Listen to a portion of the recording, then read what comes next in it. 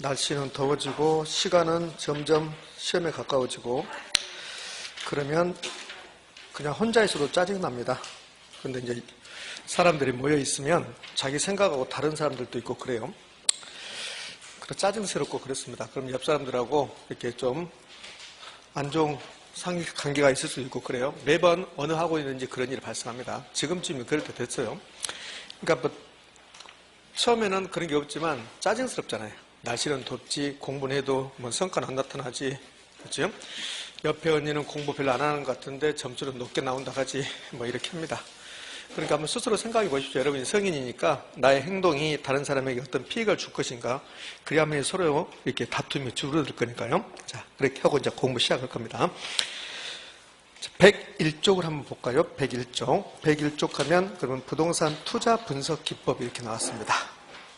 자, 그러면 이제 투자론이 오늘 이제 마무리하고 오늘 금융론 거의 절반까지 갈 건데요. 그러면 투자론이 어떻게 시작을 했냐면 가장 먼저 지렛대 효과를 했어요. 그 다음에 위험을 배웠고 수익을 배웠습니다.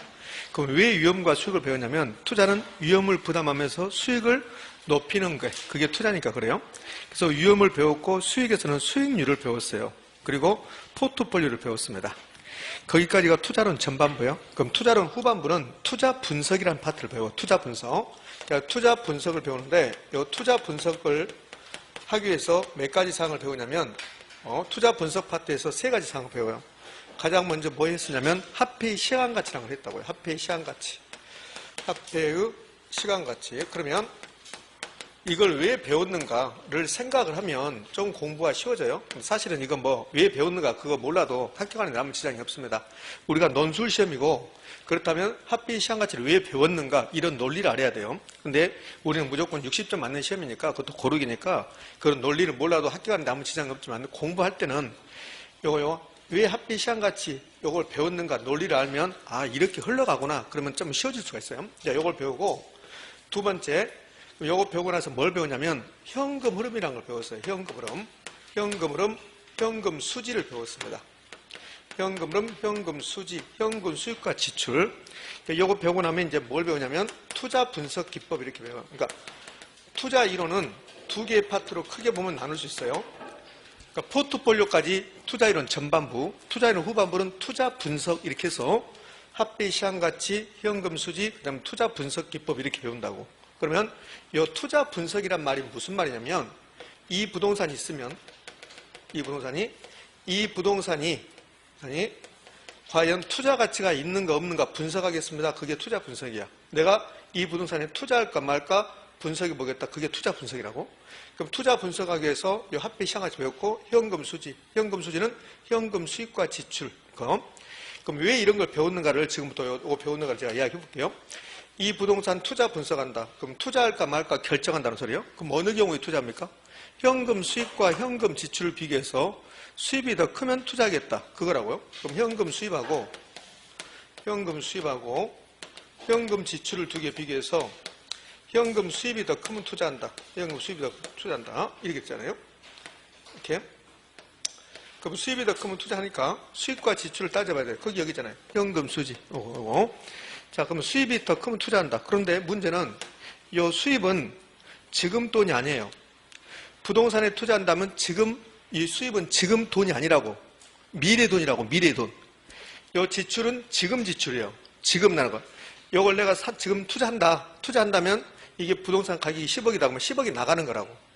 이거 지출이에요. 지출이 만약에 10억이 나간다. 지출이 10억이다. 내 지출 지금 요 10억은 현재 돈이라고. 그래서 우리는 현재 가치 현가라고 배웠다고 그렇게. 근데 이 수입은 투자는 순간 수입이 발생하는 게 아니죠. 수입은 임대 영업을 통해서 최소한 한 달이 지나가야 되고 그다음에 뭐 1년, 2년, 3년 내가 3년 보유한다 그럼 3년 동안에 발생하는 미래 수입이라고. 미래. 그럼 이거는 수입이 만약에 15억이라고 가정을 하면 그러면 수입과 지출이 10억 나왔어요. 이렇게. 이거 나왔잖아요. 이거 나왔어요. 그럼 이거는 배우는 이유는 수입이 더 크면 투자하니까 수입과 지출을 따져봤다. 이건 됐잖아요. 그런데 이 수입이 지금 돈이 아니라는 거예요. 수입은 미래 돈, 내가라 소리예요. 내가. 그러면 지금 돈 10억하고 미래 돈 15억하고 어디가 크다라고 말할 수 있어요? 없어요? 없어요. 없다고. 그걸 뭐라고 그래요? 화폐의 시간 가치 이렇게 한다고. 시간 가치. 그래서 화폐의 시장 가치를 배운 거란 말이에요. 그럼 요 배운 이유를 아셨잖아요. 그럼 배운 이유를 알았으면 이걸 투자 분석할 때 요거 할 때 더 써먹는다고 이렇게. 그럼 투자 분석 기법은 이런 거 배웠으면 이제 방법. 투자 분석, 투자의 타당성이 있다 없다를 결정하는 방법. 이걸 투자 분석 기법이다 이렇게 한다고. 그럼 지난주까지 이걸 배웠으니까 오늘 투자 분석 기법을 배울 건데 왜 배우는 거는 제가 알려드렸습니다. 지금 한 말이 이제 투자 분석 기법 할 때 다 써먹는다고. 아 저렇게 되구나 이렇게. 자 그러면 요 화폐의 시장가치 배웠잖아요. 화폐의 시장가치 쭉 배우고 나서 그다음에 이거 배우고 나서 이제 현금 수지를 배웠단 말이에요. 그럼 현금 수지를 배웠으면 그 다음에 이걸 바탕으로 이제 우리는 투자 분석을 해야 된다고. 그래서 투자 분석 기법 여기서부터 공부할 거라고. 얘는 100% 계산 문제가 들어가요. 100%. 근데 이제 어쩔 때는 계산 문제 안 낼 때도 있고, 근데 거의 100% 계산 문제 내는데, 작년에는 여기서 계산 문제를 2문제를 출제합니다. 그러니까 이론적으로 엄청나게 열심히 공부했는데, 계산 문제가 나오고 나면 허망하죠, 이게. 그럼 이제 투자 분석 기법은 화폐의 시장가치를 고려하는 방법, 화폐의 시장가치 고려하지 않는 방법 이렇게 나눈다. 이 자체가 23회 때까지는 아주 단골손님으로 나왔습니다. 그럼 출제 유형은 다음 중 화폐의 시장가치 고려하지 않는 것은 그래요. 그럼 화폐의 시장가치 고려하지 않는 것은 이거 찾으면 되잖아요. 이렇게. 그렇게 단도문제에다가 그렇지 않으면 이 박스 주자고 이렇게 박스. 이렇게 박스를 쳐주고 나서 이 중에서 화폐의 시장가치를 고려하는 것은 몇 개입니까? 이런 식으로. 그렇지 않으면 지문 주죠. 순형가법, 수익성수법, 회계적 이익 수익률법은 화폐의 시장가치 고려한다. 그럼 틀린 말이죠. 회계적 수익률법은 화폐의 시장가치 고려하지 않기 때문에. 그러면 결국은 얘는 암기상이 되는 거지 이제. 그럼 화폐의 시장가치를 고려하는 방법, 고려하지 않는 방법 이게 무슨 의미인가? 무슨 의미인가는 사실은 안 물어봐요. 그냥 결론적으로 화폐의 시장가치를 고려하는 방법이 어떤 의미를 가지고 있는가 물어본 게 아니라 여기에 화폐의 시장가치 고려하는 방법이다. 그걸로 끝이라고. 시험은. 예? 근데 이제 의미를 알면 공부할 때 훨씬 편해져요. 그러면 지금부터 이제 투자 분석할 건데, 투자 분석한다. 이 부동산 투자 분석한답니다.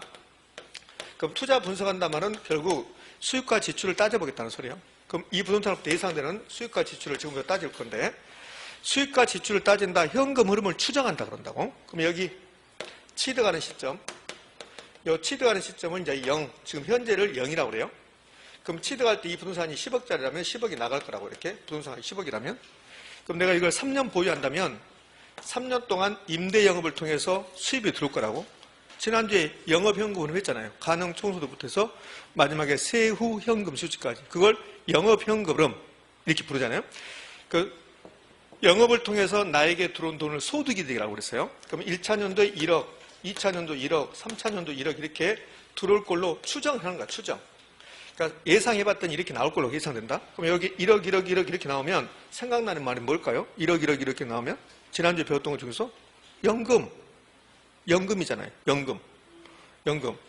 연금 밀집을 배운 이유가 뭐예요? 그건 연금이잖아요. 연금. 그렇죠? 근데 안 배운 것처럼 느껴지죠? 지난주에 똑같은 돈이 반복되면 연금입니다. 얼마나 많이 했는가 봐봐요. 근데 안 배운 것처럼 느껴진다고. 요거 생각 안 하니까 그런다 그래요. 생각 안 하니까. 그러면 이제 요 3차 년도에 팔 걸로 예상된다. 팔 걸로. 매각. 그러면 매각할 때는 돈이 계속 들어옵니까? 한 번 들어옵니까? 한 번. 그럼 여기 12억이 들어올 걸로 예상된다. 여기까지 어려운 게 있습니까? 하나도 없어요. 이걸 바탕으로 시험 낸다고. 그런데도 맨 어렵게 느껴져요. 요것 때문에. 생각 안 하니까. 생각 안 하고. 그러니까 수험생은 늘 그래요. 수험생은 어떻게 하면 편하게 할까? 그게 독약입니다. 독약. 편하게 한다는 게. 한 번은 어렵게 가야 돼. 한 번 어렵게 가고 나면 그 다음부터 쉬워지는데 그 한 번 어렵게 가는 것을 안 하고 싶은 게 수험생이에요. 저도 수험생이면 그렇게 하죠. 근데 그게 독약이라는 거. 한 번은 따져보고 이렇게 가구나 해야 된다고 이렇게. 자, 그것을 계속하면 여러분들 짜증스러우니까. 자, 그럼 여기에 들어올 걸 예상되는 수입이라고요. 수입. 여기에 현금 수입이란 말이에요. 그럼 여기는 현금 지출이죠. 현금 지출. 그럼 수입과 지출을 따진다고 따져. 그래서 투자 분석하는 거예요. 그럼 여기다 한번 써볼게요. 이 부동산 투자한다면 어차피 투자 분석은 현금 수입하고 현금 지출을 비교해서 투자 분석을 하게 돼 있어요. 앞에가 예상되니 생략되어 있습니다. 투자 이론은 전부 다 예상되느냐. 왜? 아직 투자하지 않았으니까. 투자한다면 그 소리니까. 그럼 예상되는 현금 수입은 얼마일까요? 15억입니다. 예상되는 현금 지출은요? 10억입니다. 그럼 투자 분석은 수입이 더 크면 투자하는 거고 수입이 더 작고 지출이 더 크면 투자하지 않는다. 그게 투자 분석이야. 투자 분석은 수입이 큽니까? 지출이 큽니까? 그거 따진다고. 그러면 이 사례는 지금 수입이 더 커요. 이렇게. 수입이 더 크죠? 근데 문제는 이 수입은 지금 돈이 아니라는 거. 그래서 투자 분석할 때 저 합계 시한 가치를 고려한다, 고려하지 않는다. 요 고려하지 않는다는 어떻게 하냐면 요 15억은 내가 미래 가치예요. 10억은 현재 가치예요. 그러면 지금 돈 10억하고 미래 돈 15억하고 어디가 크다라고 말할 수 있다, 없다? 없어요. 합계 시한 가치 때문에. 그러면 짜증스러우니까 이런 거 따지지 말자, 이런 거. 이런 거 따지지 말고 15억이 더 크니까 투자하자. 그걸 합계 시한 가치를 고려하지 않는다고 그래요. 의미 아셨죠? 오케이? 그럼 합계 시한 가치 고려하지 않는 것은 현재 가치, 미래치 이런 거 안 나온다고. 여기 볼 때 여기 좀 이따 배우면 이 다음 시간 정도 배울 건데 이거 배우다 보면 현재 가치, 미래 가치라는 말은 전혀 안 나온다, 여기서는. 근데 여기서는 현재 가치 계속 나온다고 해서. 자, 그러면 저기 합계 시한 가치를 고려하는 방법은 어떻게 하냐면 여기 수입이 15억이란 말이에요. 15억, 수입이 15억. 이 지출이 지금 10억이고, 그럼 이 수입은 미래돈, 내가고, 지출은 현재돈, 현가야. 그러면 미래돈 15억하고, 현재돈 10억하고, 어디가 크다라고 말할 수 없어요. 합계 시간 가치 때문에. 합계 시간 가치 때문에. 그럼 요거 현가, 내가 다 띄워버리자. 계급장 띄자. 그게 합계 시간 가치 고려하지 않는다. 나이 생각하지 않는다. 이거. 그게 합계 시간 가치 고려하지 않는 거고, 그러면 합계 시한 가치를 고려하자. 그러면 시점을 맞춰주는 거야. 이 수익과 지출의 시점을 맞춘다고. 그러면 시점을 맞출 때 투자 분석하는 시점은 여기 현재 시점이라고. 그 시점을 맞추는 방법은 두 가지야. 지출을 미래 돈으로 가져오거나 수입을 현재 돈으로 가져오거나 두 가지라고. 근데 우리가 투자를 분석하는 시점은 이 현재 시점이야. 그러니까 이 수입을 이렇게 현재 돈으로 만들어 오는 거라고. 수입을 현재 돈으로 만드는 것을 현재 가치 만든다. 다른 말로 할인한다고 그래. 할인. 이거 할인한다. 할인합니다. 이렇게 한다고. 그러면 이제 할인해서 이 금액이 15억을 미래의 돈 15억을 현재 가치로 할인하면 금액이 커집니까? 작아집니까? 작아지잖아요. 작아진다. 그래서 이 금액을 할인했더니 12억이 됐대요. 이 12억을 현금 수입 현가 이렇게 부른다고. 그러면 이 사례는 지금 이거 수입을 현재 가치 만들면 들어올 걸 예산되는 수입 현재 가치는 12억이고 나갈 걸 예산되는 금액 지출은 현가는 10억이고 그럼 이 현재 시점에서 이 분석에 투자한다면 지금 돈으로 환산한 수입은 12억 비용은 10억 그럼 투자한다 안 한다? 한다. 그렇게 하는 게 합계 시한 가치 고려한다. 그럼 이거는 합계 시한 가치 고려하지 않는 방법. 이거는 내가고 이거는 현가인데 이런 거 안 따진다. 이건 합계 시한 가치 고려하지 않는 방법. 그럼 합계 시한 가치 고려하는 방법은 이 수입을 현가 만들자. 현가. 수입의 현가. 그다음에 지출, 현금 지출. 이 지출은 현재 가치 만들 필요 없잖아요. 지출 이 자체가 현가니까. 그렇게 해서 같은 시점을 만들고 현가 만들어서 투자 분석한다. 그러면 이건 12억이고 얘는 10억이다. 그래서 수입의 현가가 더 크면 투자하겠다. 이걸 합계 시한 가치 고려하는 방법. 그럼 합계 시한 가치를 고려하는 방법은 이 현금 수입을, 현금 흐름을 할인했다. 그래서 할인 기법 이렇게 한다고. 근데 할인 기법인데 이건 줄임말이고 이걸 펼쳐 쓰면 할인했습니다. 현재 가치를 만들었습니다. 무엇을? 현금 흐름 분석법 이렇게 한다고 이렇게. 자, 그럼 논리는 설명했어요, 이제. 논리가 나오는 게 아니에요. 논리가 나오는 게 아니라 결론, 합계 시한 가치 고려하는 것과 고려하지 않는 거 이렇게. 그러다가 최근에는 약간 논리를 이제 가미해서 물어봐요. 그럼 이제 논리는 우리는 여기 있는 것들은 전부 다 현재 가치란 말 나온다는 거. 현재 가치. 얘들은 현재 가치란 말 나오지 않는다는 거. 그럼 이제 이게 구분하는 게 23회 때까지는 아주 단골 손님으로 나오다가 24회 때부터 해서 27회 때까지 안 내요. 그 다음에 28회 때, 29회 때 등장하고 또 이제 30회 때, 31회 때 안 내다가 또 작년에 등장하고 이렇게 해요. 그러니까 계속 나오다가 한 4년 안 나오다가 또 3년 또 나오다가 또 2년 안 나오다가 또 나오고 그래요. 여러분 시험에서는 아마 최소한 지문 하나 줄 거예요. 그럼 얘가 합계 시한 가치를 고려하는 방법이라 요거 외우시는 거예요. 요거 4개, 5개. 그래서 이제 28회 때 여기서 시험을 지문 2개를 줘요. 같은 시험지에. 똑같은 지문을 주는 겁니다. 제가 봤을 때 출제자가 지문을 좀 잘못 본 것 같은데 똑같은 것을 2개를 줬으니까 이렇게 준다고. 순현가법, 수익성지법, 내부수익법 요거 앞머리 따서 순수내라고 한다고. 순수내. 앞으로 제가 순수내 그런다고. 순수내는 할인 현금 흐름 분석법이다 이렇게 출제했어요. 옵니까 없습니까? 오라고. 또 그 시험지에다가 그 다음 문제에 뭐라고 내냐면 이렇게 내요. 순수내는 현금 흐름을 할인하여 투자 분석하는 방법이다. 맞습니까? 맞지? 똑같은 말이잖아요. 똑같은 말인데 한 시험지에 두 개 준 거지. 그러니까 출제 오류죠. 출제 오류. 자, 됐어요. 그럼 이제 암기하는 겁니다. 이게 순수내라고 해요. 순수내. 순수내. 그 다음에 밑에 것은 현가란 말이 들어가요. 현가 이렇게. 현가란 말 들어가면 할인했다. 현재가치 만들었다. 그 뜻이라고 이렇게. 그러니까 여기 5개가 전부 다 현가란 말이 들어가면 우리가 외울 것도 없는데, 근데 2번하고 3번은 현가란 말이 안 들어가잖아요. 수익성지수법과 내부수익률법은. 그러니까 현가란 말 들어간 거, 그 다음에 수익성지수법, 내부수익률법, 화폐 시장같이 고려한다. 그러면 끝나는 거지. 근데 그렇게 외우지 말고 그냥 순수내 이렇게 하고 현가 들어간 거 2개 이렇게 하시면 되겠네. 그럼 얘들은 투자 분석할 때 할인이란 말이 있어야 하고, 그럼 할인율이 있어야 된다고. 할인율. 여기 봐요. 요 금액, 미래에 들어올 걸 예상되는 금액, 요 15억을 현재가치 만들었다. 할인한다. 할인율이 있어야 됩니까? 없습니까? 있어야 되지. 그럼 순현가법은 할인율이 있어야 됩니까? 수익성지수법 할인율이 있어야 되고, 내부수법 할인율이 있어야 되죠? 저건 물어본다고. 순현가법의 할인율은 뭔데요? 이렇게 물어본다고. 그럼 여기 있는 것들은 할인율 있어요? 없어요? 없어요. 되셨죠? 논리가? 자, 됐습니다. 이제. 그럼 이제 하나씩 공부할 건데, 그런데 여기 화폐 시장가치 고려하는 방법에서는 3가지 이름을 내요. 3가지. 순수내를 내고 그 밑에 2개는 이름만 아시면 돼요. 얘는 한 번도 낸 적이 없어요. 이름만 아시면 된다. 요 2가지가 화폐 시장가치를 고려하는 방법이다. 이름만 알면 되고, 요 순수내를 시험에서 출제한다. 그러면 단순 해수기간법, 회계적 수익률법 또는 이익률법 그래요. 수익률법이라고 표현하기도 하고 이것을 이익률법이라고 하고, 어림셈법, 비율 분석법이 있는데 요 1번, 2번은 어쩌다 한 번씩 지문 나오는 거고, 그 다음에 3번, 4번은 우리가 짜증나게 하는 건데 요거는 자주 나오는 거고, 거의 매년 나오는 거고 이렇게. 그럼 여기 총 9개가 있는데 우리가 공부할 사항은 5개야. 이렇게 3개고 이렇게 2개. 자, 요거 공부 한번 해보십시오. 그러면 엄청 어려워요. 스스로 혼자 공부할 때. 그래서 여기 어림셈법, 비율 분석 얘들은 오늘 제가 수업을 하겠지만 오늘 가서 다 정리하지 말고 하루에 조금씩 매일 조금씩 투자이론 공부하는 방법은 일요일날 날 잡아서 하루 동안 다 해봐야 아무 의미가 없어요. 그 다음날 가면 하나도 기억이 없어요. 그러니까 투자이론은 내가 오늘은 포트폴리오, 그 다음에 내일은 화폐 시장가치, 그 다음날은 투자 분석 기법 이렇게 조금씩 하셔야 돼.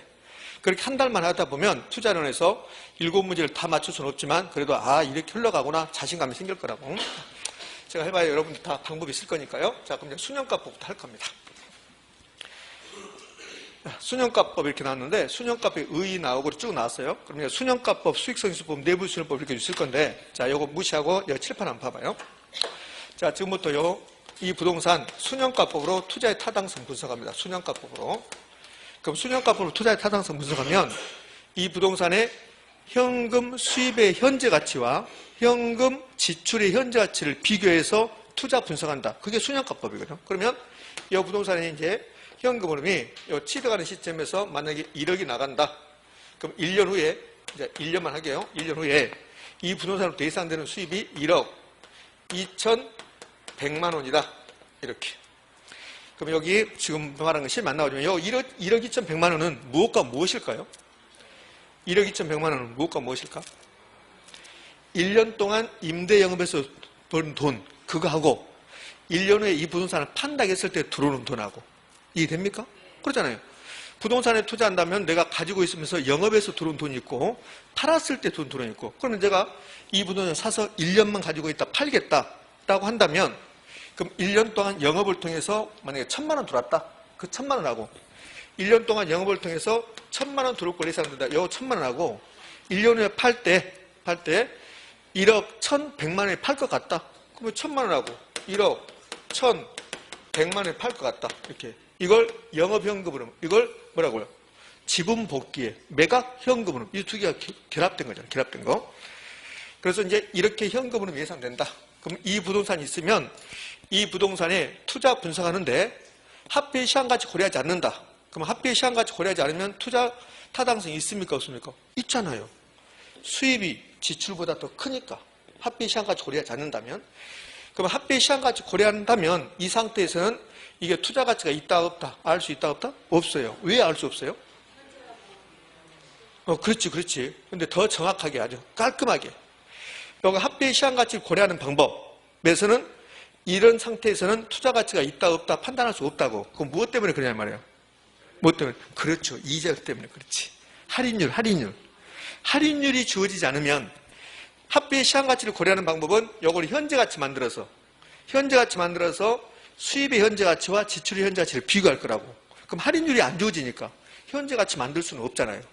그럼 이제 합계의 시한 가치를 고려하는 방법에서는 할인율이 무조건 주어져야 돼. 그러니까 할인율이 엄청나게 중요한 거라고 사실은. 그럼 할인율이 주어지면 그러면 이건 수입을 현재 가치 만들고 투자의 타당성이 있다 없다 판단할 수 있다 없다? 있다. 그러니까 무조건 할인율이 있어야 된다. 그 할인율을 이자율이라 해도 상관이 없다는 거야. 응? 그래서 이거 배우기 전에 지난주에 합계 시한 가치 고려하면서 현재 가치와 미래 가치로 할 때는 이자율, 미래 가치가 현재 가치는 할인율 그거 한 거라고. 이거 여기서 하기 이런 거 써먹기 위해서 이렇게. 자, 이런 상태 있는데 진짜 순현가법은 줄임말입니다. 정확하게는 순현재가치법. 순현재가치법이에요. 이거 정확한 표현은. 근데 시험은 순현재가치법이라고 표현해서 나올 때도 있고 순현가법이라고 표현해서 나올 수도 있고 정식 이름은 순현재가치법. 그럼 순현가법으로 이 부동산 투자의 타당성 분석한다. 그럼 순현가법에 대해서 봐봐요. 엄청나게 많이 써놨어요, 제가. 막 특징 써놓고 막 많이 써놨단 말이에요. 이렇게. 이 뒤에 가면 순현가법과 수익성지수법, 내부수법 비교 나오고 난리가 나요, 이렇게. 이렇게 많은 내용이 있는데, 근데 가장 중요하고 가장 시험에 많이 나왔던 것을 여기 사이드에다 먼저 한번 해보겠다는 소리야. 그리고 이 내용을 와서 체크할 거 체크하고 버릴 거 버리고, 자, 그렇게 하겠다는 거야. 그럼 이제 이 내용 보지 말고 봐봐요. 이 부동산 순현가법으로 투자의 타당성 분석한다. 그럼 순현가법이 뭐냐면 이 부동산의 순현재 가치를 계산합시다 그 소리야. 그럼 계산해서 이 순현재 가치를 계산해서 순현재 가치가 0보다 크거나 같다. 그럼 순현가가 1이다. 1. 순현가가 1이다. 그럼 0보다 크잖아요. 그럼 투자하겠습니다. 그 말이에요. 그러면 투자합니다. 근데 만약에 순현가가 0보다 작다. 그러면 0보다 작으면 순현가가 마이너스 1원이다. 마이너스 1원은 0보다 작다나요. 그럼 투자하지 않습니다. 이게 순현가법이에요. 그럼 이제 의문이잖아요. 뭐가 의문일까요? 순현가가 뭐냐 이 말이죠. 순현가가 뭔데 순현가 가지고 투자의 타당성 분석하느냐. 순현가가 알아야죠. 순현가가 뭔지를. 이 부동산 여러분이 순현가법으로 투자의 타당성 분석한다고 봐요. 그럼 순현가법은 순현가를 계산해서 0보다 크나 같으면 투자한다. 그럼 순현가를 계산해야 될 거 아닙니까? 그래서 순현가법에서는 가장 중요한 게 순현가지, 순현가. 순현가가 뭐냐 이 말이죠. 순현가 요거. 이게 가장 중요해요. 순현가법의 특징 나오고 난리 나거든요. 책 보면. 그건 안 중요해요.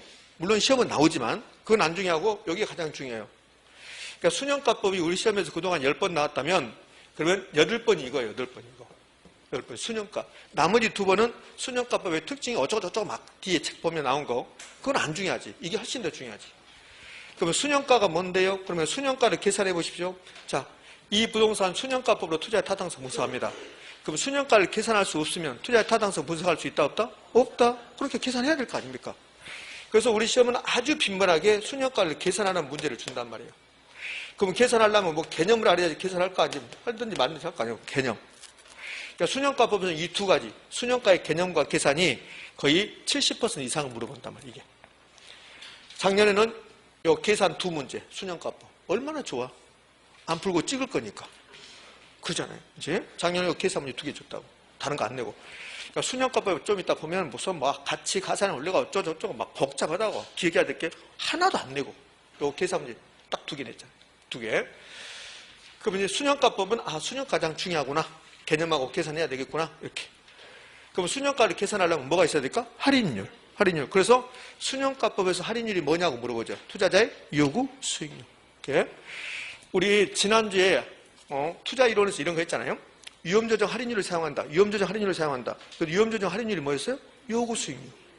그래서 제가 요구 수익률 할인율입니다. 이렇게 했잖아요. 자, 여기 두고 이제 이걸 수익성 지수법으로 해보자. 저 부동산 수익성 지수법으로 투자의 타당성 분석해보자. 그러면 수익성 지수법 내용 가기 전에 수익성 지수법은 합계 시한가치 고려합니까? 고려하지. 그러면 수익성 지수법은 할인율이 있어야 됩니까? 있어야 되겠지. 이렇게 하는 거지 이제. 그러면 의문이잖아요. 수익성 지수법에서 할인율은 무엇일까? 수익성 지수법에서 순현가법에서는 할인율이 요구수익이었다고? 그럼 수익성 지수법은 할인율이 뭘까? 뭐 같아요? 요구수익입니다. 요구수익. 근데 책 보면 요 수익성 지수법 보잖아요. 그 책 한번 보세요. 수익성 지수법에 거기 요구수익이 할인율이라는 거, 할인율이 요구수익이란 말 안 나와요.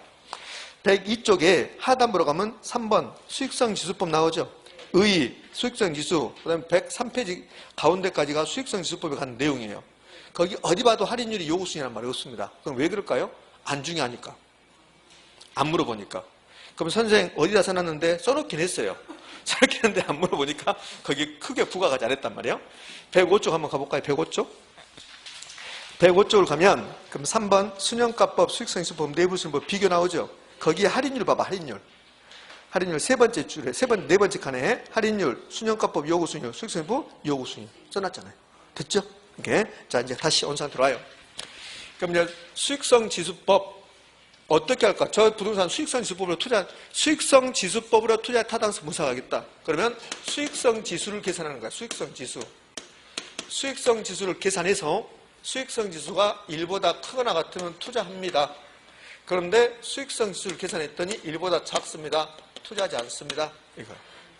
그럼 수익성지수법에서는 이 부동산 여러분이 수익성지수법으로 투자의 타당성을 분석한다면 무엇을 계산해야 됩니까? 수익성지수.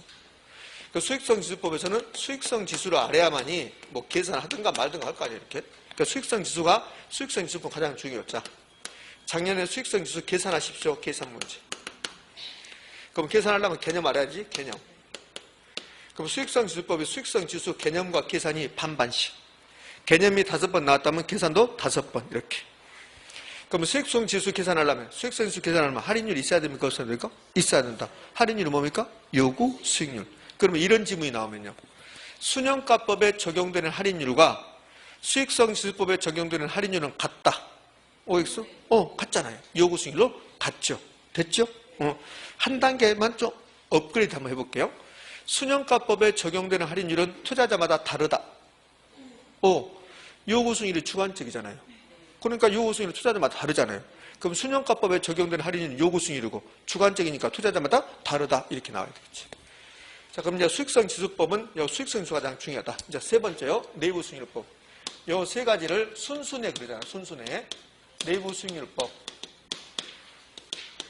그럼 내부수익률법으로 이 부동산 내부수익률법으로 투자의 타당성 분석한다. 그러면 내부수익률을 먼저 계산하는 거야. 내부수익률을. 그래서 이 부동산의 내부수익률을 계산하는 거지. 그러니까 전부 다 계산이잖아요. 순형가법은 순형가를 계산하세요. 수익성지수법은 수익성지수를 계산해야 됩니다. 내부수익률법은 내부수익률을 계산해야 됩니다. 순형가법으로 저 부동산 투자의 타당성 분석한다. 순형가 계산하지 못하면 타당성 분석할 수 없다는 거야.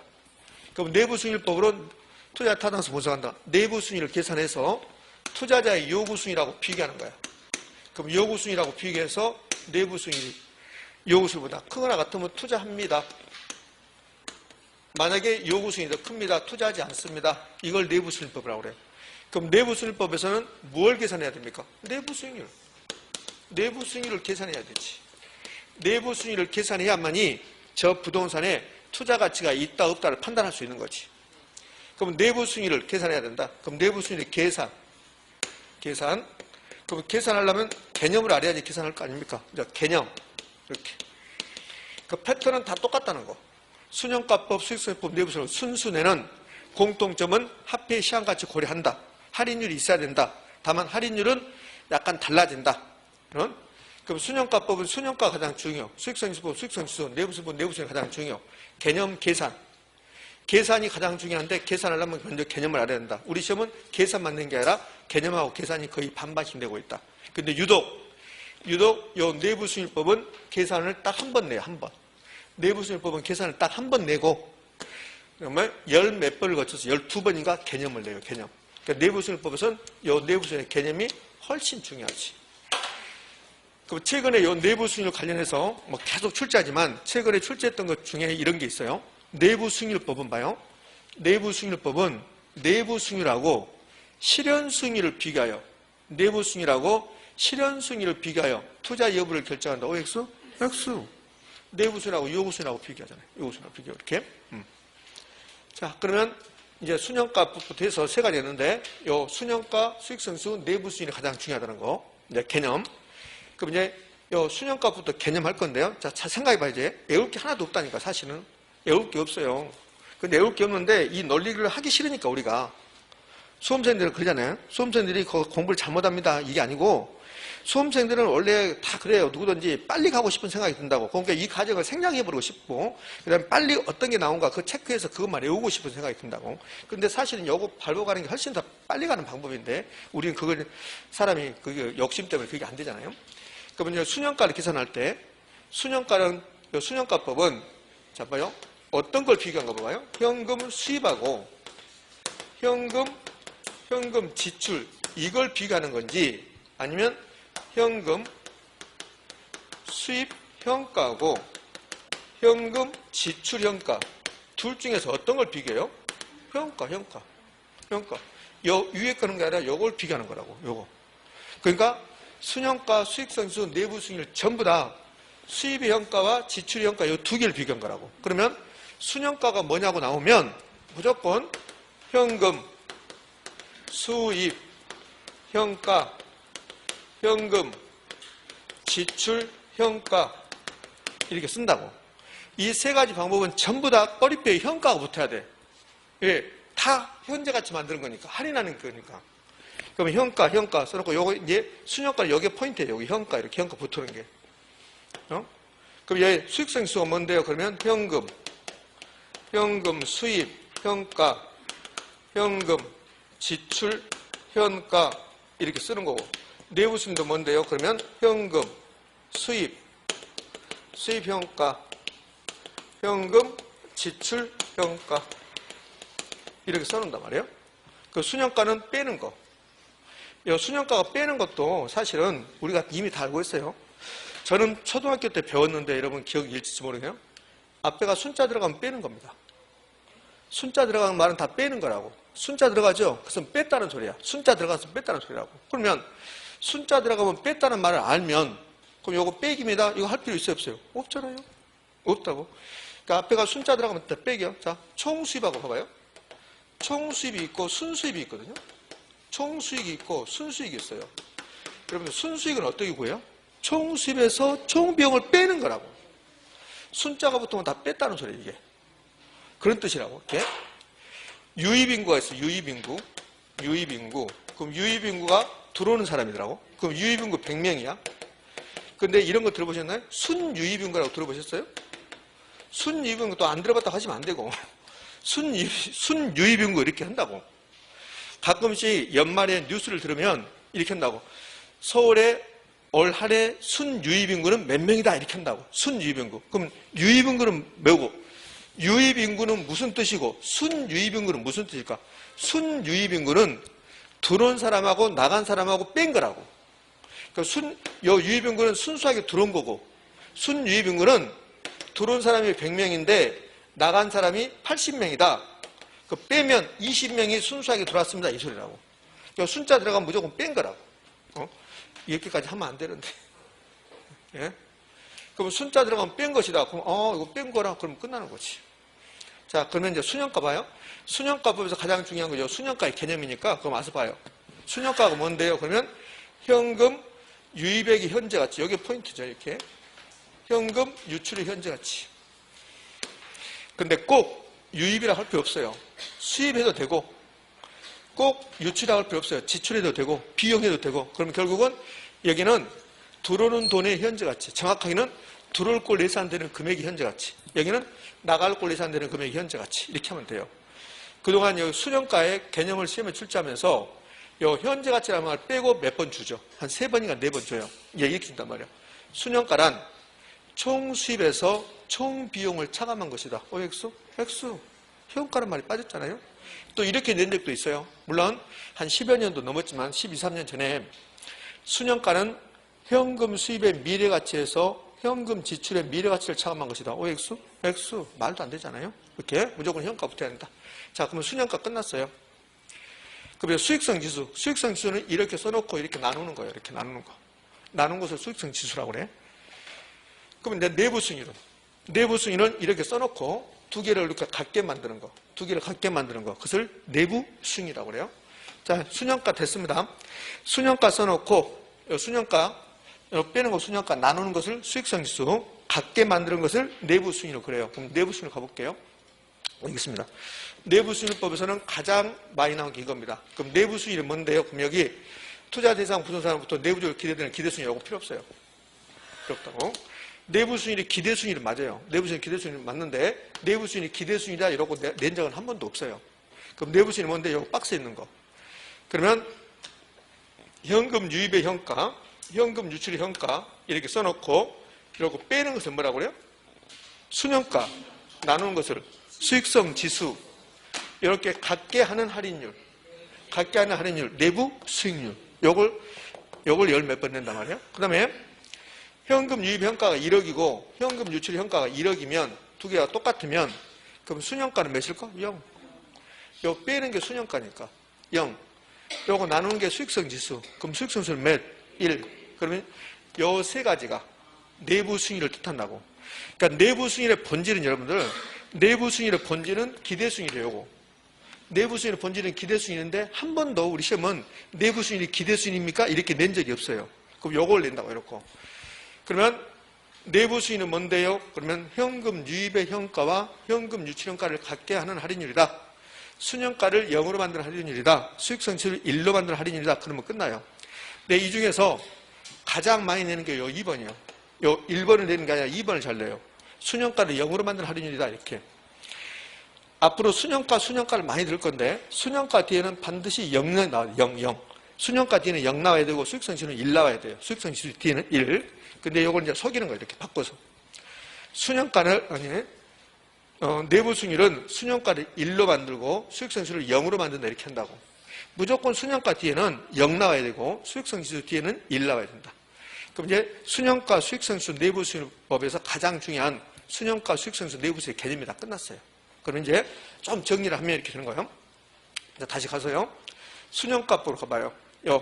1번이 개념이고 2번도 개념인데 이제 2번은 저거다 써놓은 거예요. 2번은 뭐요?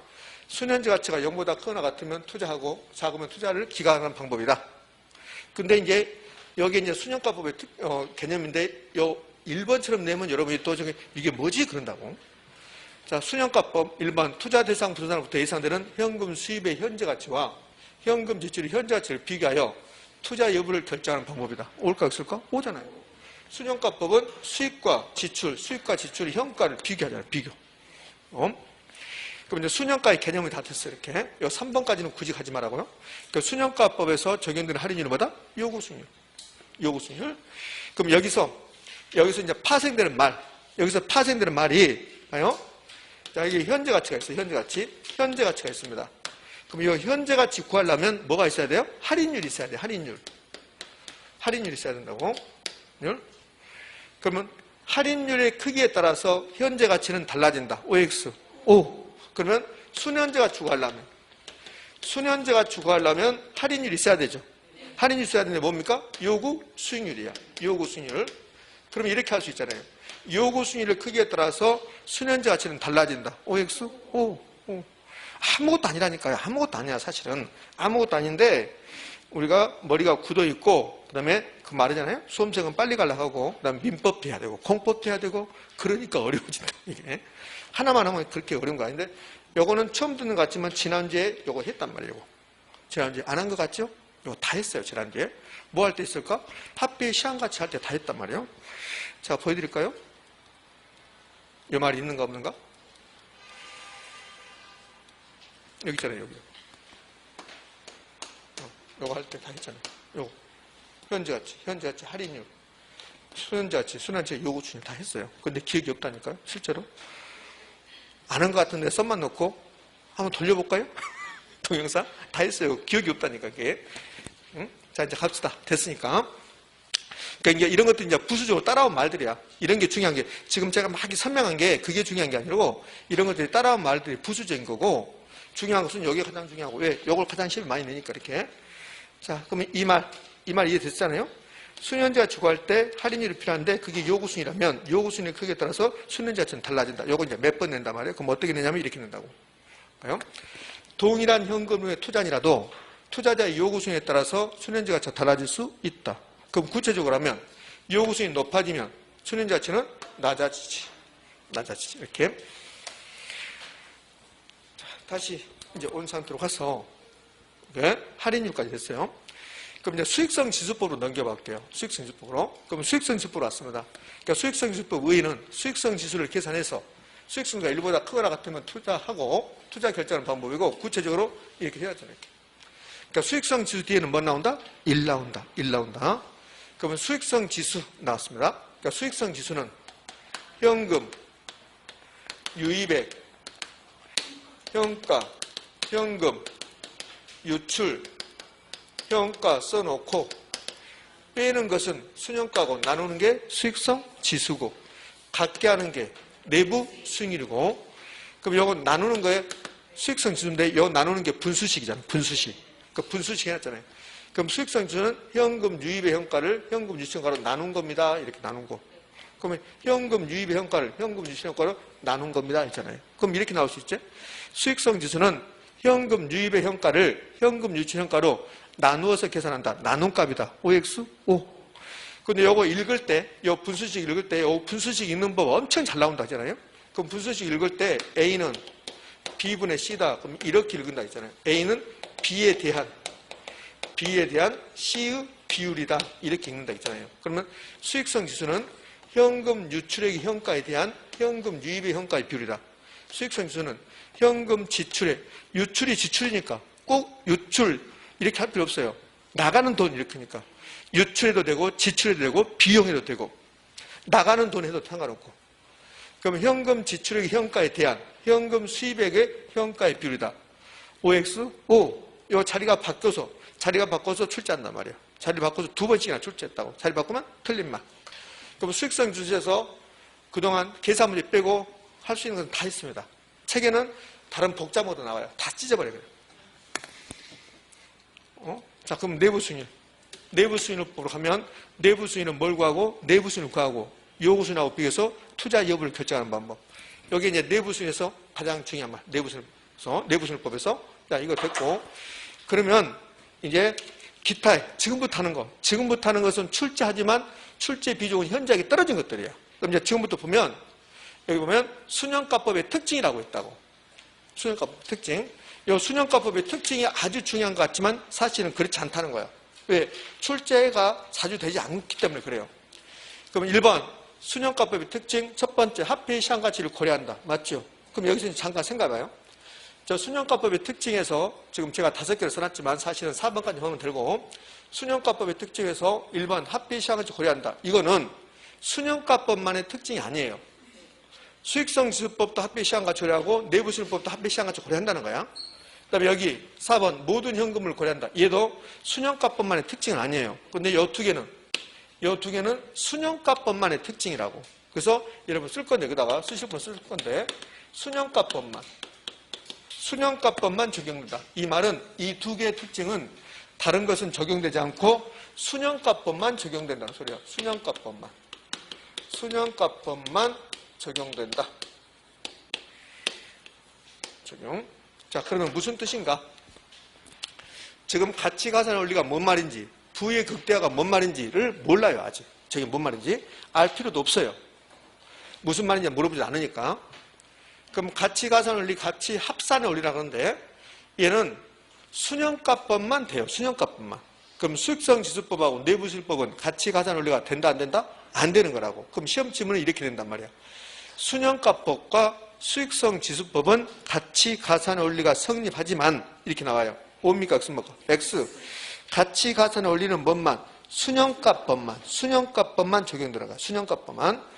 그러면 수익성지수법은 가치가산 원리가 성립한다, 성립하지 않는다? 성립하지 않는다? 그러면 된단 말이에요. 자, 또 이런 게 있다고요. 자, 거기 부의 극대화를 하기 전에요. 우리 책 104쪽을 먼저 가봐요. 104쪽. 104쪽을 가면 기출지문 두 번째 봐봐요. 두 번째. 자, 두 번째 보면 이렇게 나와요. 순현자치법은 가치가산의 원리가 적용되나 내부수법은 적용되지 않는다. 맞습니까? 이렇게 낸단 말이에요. 이렇게. 그 다음에 여기 이제 부의 극대화요. 3번 부의 극대화. 부의 극대화는 투자의 목적. 우리가 투자할 때 목적이 돈 버는 거라고. 투자의 목적은 부의 극대화에 있어. 그러면 이 부동산을 투자의 타당성 분석할 때 순현가법과 수익성지수법과 내부수익법을 타당성 분석했을 때 순현가법을 했을 때 부를 극대화시킨다. 그런 뜻이에요. 그러니까 순형가법만 부를 극대화 가져오는 거야. 그럼 얘도 마찬가지예요. 뭐라고 그랬냐면 순형가법과 내부순위법은 부를 극대화시킨다 이렇게 낸다고. 그럼 뭡니까? X가? X예요. 순형가법을 했을 때만 부를 극대화시키는 거야. 순형가법을 했을 때만. 그러니까 다른 것은 부를 극대화시키는 것이 아니고. 자, 걔는 좀 이따가 제가 조금 부수인 설명이 필요하니까 부수인 설명을 해볼게요. 그럼 순형가법의 특징은 요 세 가지, 아니 네 가지. 하가 부모 이렇게 오는 거예요. 하가 부모 이러는데 1번은 됐고 4번은 잘 나오지 않고 요 가부는 가끔씩 나오고. 이렇게. 그럼 순형가법의 기타 특징이 이렇게 나왔는데 요 2번은 됐잖아요. 요 1번까지는 지금 보지 말고. 여기 봐요. 3번이 바로 쭉 나왔습니다. 그 앞에 건 필요 없고 요것만. 즉 순현재가치법은 가치가산으로 성립한다. 됐죠? 그 가치가산으로 성립하는 게 여기 뭐 개별투자는 어쩌고 나왔죠? 요건 내도 안 해요. 순형가법만 가치가산으로 설립한다. 이렇게 됐네요. 자, 수익성지수법을 책 보면 책 102쪽에 수익성지수법 나오면서 가장 밑에 수익성지수 개념 그 분수식 나오고 103쪽으로 가면 가장 위에 수익성지수는 현금 지출의 현가에 대한 현금 수입액의 현가의 비율이다. 거기까지만 하시면 돼요. 그러면 3번이라든지 4번 이런 거 하지 말라고. 물론 3번, 4번이 시험에 나온 적이 있어요. 나온 적이 있는데 언제 나왔는가 기억도 없고 한 번 나오고 딱 끝난다고. 안 나와. 3번, 4번 나왔을 때 그가 우리가 기억하는 거지 한 번 나오고 마는 것은 기억할 필요도 없다고. 기억할 필요 없어요. 자, 그럼 내부순위법으로 가면 그 내부순위법의 이제 내용 거기 박스 내부순위 이렇게 됐고 3번 투자 판단 나오면서 독립적인 투자라는 게 나오죠. 역시 출제한 적이 있습니다. 근데 볼 필요 없어요. 보지 않아도 됩니다. 자, 넘겨서 내부순위법의 이제 기타 특성 이렇게 나오고 거기서도 역시 마찬가지로 거기 동그라미 2번을 보면 내부순위법은 우선순위가 순형법과 반드시 일치하는 거 아니며 항상 부를 극대화 달성하는 것은 아니다. 순형가법만 부를 극대화. 내부순위 부를 극대화시키는 게 아니다. 그 다음에 3번도 시험은 출제한 적이 있지만 기억할 필요는 없어요. 그 밑에 5번 순형가법과 내부순위법 비교 나오죠? 이 비교는 무조건 순형가법이 우수한 방법이다 그러면 돼요. 순형가법이 우수한 방법이다. 그러면 왜 우수한 방법인가? 2번, 3번 이렇게 쭉 나와요. 2번, 3번, 4번. 근데 2번, 3번, 4번 쭉 나오는데 이미 다 설명이 끝난 거예요. 자, 여기서 이제 기억할 건요. 재투자 순위라고 해요. 3번 봐요. 재투자 순위라고 나와. 그럼 순형가법은 요구 순위를, 내부순위법 내부순위인데 이렇게 공부할 필요 없어요. 이렇게 공부할 필요 없고 어디로 가보냐면 거기 말고 저기 105페이지 가봐요. 105페이지. 105페이지 가면 그 표가 있죠. 그 표에서 할인율 볼래요. 할인율. 할인율 보면 순형가법은 뭡니까? 요구 수익률. 그 다음에 내부순위법은 뭡니까? 내부 수익률이라고. 내부 수익률. 그러면 재투자율이라는 것도 있어요. 재투자율. 요 재투자율도 순형가법은 뭡니까? 무조건 요구 수익률이야. 요구 수익률. 그러면 이렇게 하시면 돼. 순형가법에서 뭘 물어보잖아요. 순형가법에서 뭘 물어보면 그러면 무조건 요구 수익률 하시면 돼요. 그래서 순형가법에서 내부 수익률이 내부 수익률이 시작 이자 이런 거 안 나온다고. 무조건 요구 수익률. 그럼 내부 수익률법은요? 내부 수익률법은 뭐든지 간에 내부 수익률이라고 하면 끝나요. 재투자 수익률이 뭐든 간에 내부 수익률이면 끝난다. 이렇게. 자, 이렇게 정리하고 그러면은 한 두 꼭지만 더 하면 될 건데 그래서 이제 두 꼭지까지 끝낼 거예요. 지금 50분이 됐는데 약간 힘들어도 이거 이 다음 시간에 넘길 수는 없잖아요. 그러면 이제 뭘 하냐면 104쪽 가봐요. 104쪽. 104쪽에 가장 밑에 가면 6번. 자, 그걸 볼 건데요. 그게 이제 여기 있어요. 이게 봐보자고요. 이게 무슨 말인가? 이 부동산이 있는데요. 이 부동산의 순형가를 계산해요. 순형가. 순형가를 계산했는데 순형가가 0보다 크대요. 그럼 반드시 수익성 지수가 1보다 커요. 수익성 지수는 1보다 크게 돼 있어요. 그러면 또 반드시 내부순위하고 요구순위 비교해서 내부순위 크게 돼 있어요. 자, 그러면 두 번째, 일단 느낌을 봐봐요. 이 부동산의 순형가를 계산했더니 순형가가 0 나왔대요. 0. 그럼 순형가가 0 나왔으면 수익성 지수는 몇일까? 1이에요. 1. 그러면 내부순위하고 요구순위 같아요. 그럼 시험 치면 이렇게 된단 말이에요. 순형가가 0인 투자는 수익성 지수는 반드시 1이 된다. OX? O. 순형가가 0이면 내부순위하고 요구순위 같다. OX? O. 우리 시험에서 이렇게 낸 적이 있어요. 어떻게 내냐면 얼마나 쉬운가 봐봐요. 그런데 많은 부분이 틀려요. 많은 분이. 실제로 이 문제가 실제로 득점한 사람이 21%밖에 안 돼요. 이 문제, 지금 제가 말하는 문제를 냈는데 21% 맞췄단 말이에요. 수험생 중에서. 여러분 이해된가 봐봐요. 내부 수익률이 10%고 요구 수익률도 10%라고 그랬어요. 수년가가 몇이냐고 물어봤어요. 그냥. 근데 21% 맞췄다니까 여러분들. 여러분 이해돼요 여러분들? 이해됐냐고요? 수험생 중에서 21%만 맞췄다 이 문제를. 이해 안 되죠? 실제로 이런다니까요. 실제로. 예? 그거 왜 이렇게 틀렸을까? 무슨 생각? 그냥 막 외워버리니까 그런다고. 요거 기억나면 아 그런다 기억난다 맞출 거고 기억 안 나면 뭐지? 처음 듣는 것 같네? 이렇게 된다고. 너무나 당연한 거잖아요. 그러니까 이렇게 냈으면 많이 맞췄을 거예요. 이거를 내부수익하고 요구수익이 같으면 수년가가 0이다. 이렇게 해서 많이 맞췄다고. 근데 이걸 내부수익이 10이고 요구수익도 10이다. 그럼 수년가는 뭡니까? 안 배웠는데. 준비됐죠? 이렇게. 자, 그러면 요거를 쓸 필요도 없는데 수년가를 계산했더니 수년가가 0보다 작대요. 그럼 수익성지수는 1보다 작고 내부수익보다는 요구수익이 더 크고 이렇게. 그럼 요거 시험 치면 낼 때 이렇게 나고. 이 부동산 단일 부동산이라고 단일 투자이라고 그래. 그럼 수년가가 0인 단일 투자 대상은 수익성지수는 몇 된다? 1 된다. 이렇게 된다. 자, 거기 기출지문 볼까요? 104페이지에서 세 번째 기출지문 갑시다. 수년제 가치가 0이 되는 단일 투자의 경우 수익성이 몇 된다? 1이 된다. 이렇게요.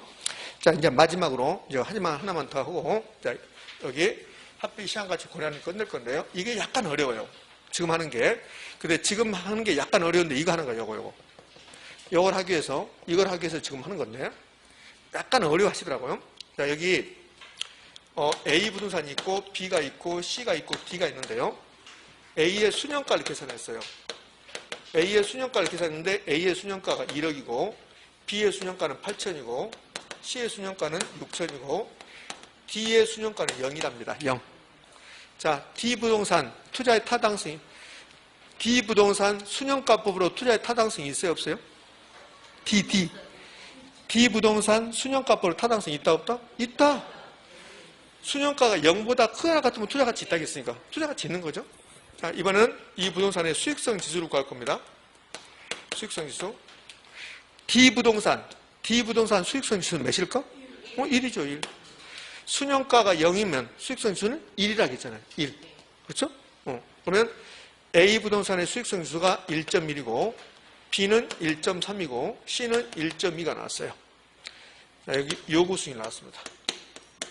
요구수익, 투자재 요구수익이 10%라고 가정해봐요. 그럼 여기다 제가 내부수익을 쓸 겁니다. 내부수익을. 요 D 부동산의 내부수익은 몇이래요? 10이죠, 10. 수년가가 0이면 수익성지수 1이고 요구수익하고 내부수익이랑 같아야 되니까 요구수익이 10이니까 내부수익도 10이겠죠. A 부동산의 내부수익은 이게 11%고 B는 12%고 C는 13%가 나왔습니다. 자, 이제요. 요 A 봐요, A반. A 부동산만 봅니다. 그럼 A 부동산 수년가법으로 타당성이 있습니까? 네. 수익성지수법으로. 있잖아요. 1보다 크니까. A 부동산 내부수익률법으로 투자 타당성이 있다, 없다? 있다. 내부수익률법은 내부수익이라고 요구수익을 비교하니까. 요구수익보다 내부수익이 더 크잖아요. 그죠? D 전부 다 투자 타당성이 있어요. 이렇게. 그러면 A, B, C, D 전부 다 수년가법, 수익성지수법, 내부수익률법에 다 타당성이 있어요. 이걸 뭐라 하냐면 단일 부동산이라면 하나만 본다면 수년가법으로 타당성이 있으면 수익성지수법 타당성이 있고 내부수익법 타당성이 있다 이렇게 한다고. 그럼 이렇게 하지. 하나의 부동산이라면 수년가법과 수익성지수법과 내부수익법 결론이 똑같다. 됐습니까? 수년가법으로 타당성이 있으면 수익성지수법 타당성이 있고 내부수익법 타당성이 있습니다. 그 말이에요. 됐죠 이제? 자, 그러면 이렇게 4개가 있는데 투자의 우선순위를 정해보자. 투자의 우선순위. 어떤 것부터 투자할 것인가. 그걸 투자 우선순위라고 그래. 그럼 투자의 우선순위를 정한대. 우선순위를 정해보자. 그러면 수년가법을 해보자. 수년가법.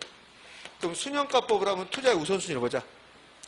요 수년가 1억 8천 6천 0은 여기에 A 부동산의 수년가 1억이다. 이 말은 A 부동산에 투자한다면 A 부동산이 나에게 1억을 벌어준다는 소리예요. 1억을. 의미하셨습니까? 이 순영가가 돈을 벌어주는 거야. A 부동산의 순영가가 1억이다. 그럼 A 부동산에 투자한다면 그럼 이 A 부동산이 나에게 1억을 벌어줍니다. 그 말이라고. 그러면 순영가법으로 투자의 우선순위를 정하면 순영가가 가장 큰 것부터 한다고. 순영가가 큰 거. 그러면 순영가법은 A, B, C, D. 자, 이번엔 수익성 지수법으로 갈게요. 그럼 수익성 지수법으로 갑니다. 그럼 수익성 지수법으로 가면 수익성 지수법의 투자 우선순위는 수익성 지수가 가장 큰 것부터 한다고. 그럼 뭐부터? B, C, A, D. 자, 이번엔 내부순위법. 내부순위법으로 투자의 우선순위 정해봅니다. 내부순위를 가장 큰 것부터 해야지. C, B, A, D. 됐죠? 자, 그럼 요거 지문 만든다고. 여러 개의 부동산이 있는데 투자의 우선순위를 정할 때 순영가법, 수익성지수법, 내부순위법의 결론이 순서가 같아요, 달라요? 다르지. 그거 낸단 말이에요. 그거 봐요. 상호 베타 이거 필요 없어. 상호 베타 필요 없고 하나의 투자만 선택하게 되는 경우 순영가법과 내부순위법의 투자 우선순위가 같다 달라질 수 있다. 달라질 수 있다. 요거 낸단 말이에요. 요거 달라질 수 있다. 자, 그러면 달라지면 순영가법으로는 뭘 선택하고 A를 선택하고 내부순위법은 C를 선택하고 맞잖아요. 달라졌잖아요. 그러면 달라지면 무슨 방법을 했을 때 부를 극대화시킨다? 순영가법. 그러면 순영가법으로 A를 선택했어요. 돈을 얼마 벌어요? 1억. 그럼 내부순위법으로 하면 C를 선택한다고. C. 그럼 얼마 벌어요? 6천. 의미하셨죠? 이해 안 되는 사람이 있어. 이해 안 되는 사람. 이해 안 되시는 분들은 어쩔 수 없어. 나는 몰라 이제. 난 더 이상 할 수 없어. 자, 104페이지 가장 밑에 투자 우선순위가 달라질 수 있다. 자, 됐어요. 자, 그래서 이제 여기 순영가법, 수익성지수법, 내부순위법이 다 됐습니다. 자, 이제 104쪽 마지막에 있는 기출집만 보고 이번 시간 마무리합니다. 마지막 기출, 투자 규모의 차이가 있는 상호 배타적인 투자의 경우 순현자치법과 수익성지수법을 통한 의사결정이 달라질 수 있다, 없다? 있다. 그럼 수익성지수법 자리에 내부순위법 넣어도 상관이 없어요. 그러니까 순영가법, 수익성지수법, 내부순위법이 여러 개의 투자 대상이 있다면 우선순위가 달라질 수 있다, 없다? 있다. 이때 어떤 방법을 했을 때 불을 극대화시킨다? 순영법, 그렇지. 순영가법을 했을 때 불을 극대화시킨다. 그래서 순영가법이 가장 우수한 방법이 된다. 됐습니까? 네, 그러네요. 자, 됐습니다. 여기까지 하고 이제 쉬었다가 어림셈법으로 갑니다.